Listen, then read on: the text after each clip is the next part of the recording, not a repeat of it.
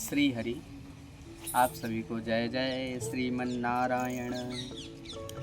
लंबोदरम परम सुंदरमेकदंतम रक्तांबरम त्रिनयनम परमं पवित्रम उद्य दिवाकरकरोज्ज्वलकायकान्तं विघ्नेश्वरं सकलविघ्नहरं नमामि। सकलविघ्नहरं नमामि। यस्य स्मरणमात्रेण जन्मसंसारबन्धनात् विमुच्यते नमस्तस्मै विष्णवे प्रभविष्णवे। बंधुओं, आज हम जानेंगे कि नवधा भक्ति क्या है, नवधा भक्ति का प्रचार किसने किया। बंधुओं, श्री प्रहलाद जी महाराज हिरण्यकश्यपु के सामने कहते हैं कि हे पिताश्री, श्रवणम कीर्तनम विष्णोः स्मरणम पादसेवनम अर्चनम वंदनम दास्यम सख्यमात्मनिवेदनम।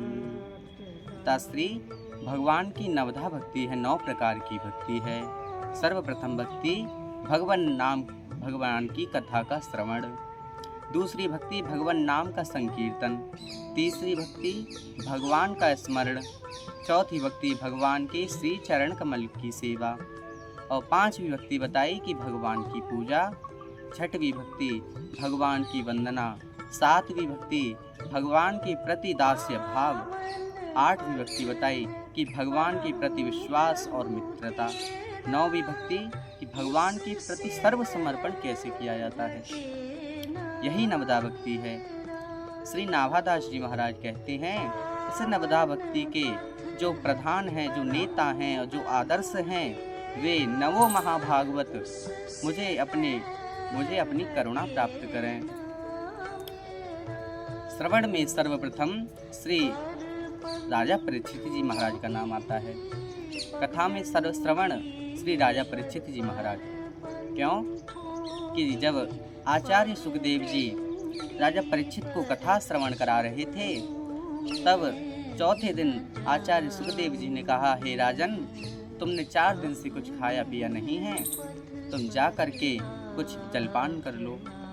तो राजा परीक्षित ने कहा, हे गुरुदेव, मुझे आपकी कथा ने इतना तृप्त कर दिया है कि मुझे भूख प्यास नहीं लग रही है। यह वाक्य सुनते ही आचार्य सुखदेव जी महाराज गदगद हो गए और उन्होंने राजा परीक्षित को कथा श्रवण कराना फिर से प्रारंभ कर दिया। दूसरी, भगवान के सुंदर संकीर्तन में श्री व्यासकी जी महाराज हुए हैं। भगवान के सुंदर स्मरण में श्री प्रहलाद जी महाराज हुए हैं। श्री प्रहलाद जी महाराज को कौन नहीं जानता है। जगत में ऐसा कौन है जो श्री प्रहलाद जी महाराज को नहीं जानता। जिस प्रकार भगवान नाम स्मरण करने से सभी दुखों को नाश हो जाता है, उसी प्रकार जिस प्रकार उनके पिताजी ने उन पर बहुत अत्याचार किए, दुख दिए, परंतु उन्हें किसी भी दुख का, किसी भी अत्याचार का कोई पता ही नहीं चला। उसी से यदि हम भी भगवान का हर परिस्थिति में, सुख में, दुख में, हर परिस्थिति में यदि हम भी भगवान नाम का स्मरण करेंगे, भगवान का स्मरण करेंगे, तो इसमें कोई संशय नहीं है कि हर सुख दुख में हमें भी भगवान हर सुख दुख में अपने साथ रखेंगे और हमें भी किसी का पता नहीं चलेगा। और जिस प्रकार अंत में श्री प्रहलाद जी महाराज को भगवान के दर्शन हुए, उसी प्रकार आप सभी को भी भगवान के दर्शन अवश्य प्राप्त होंगे, इसमें कोई संशय नहीं है।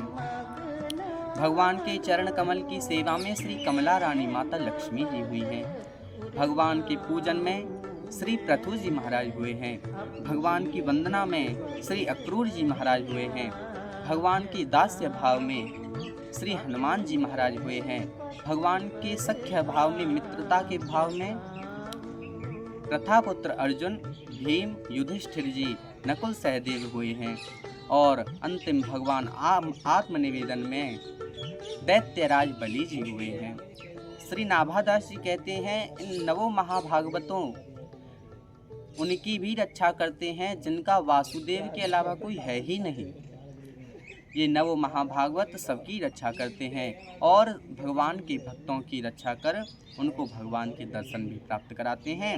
इसीलिए हमें सुबह प्रातःकाल उठते ही इन नवों महाभागवत का नाम लेना चाहिए।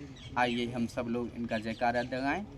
श्री राजा परीक्षित जी महाराज की जय हो। श्री व्यासकी जी महाराज की जय हो। श्री प्रहलाद जी महाराज की जय हो। माता लक्ष्मी की जय हो।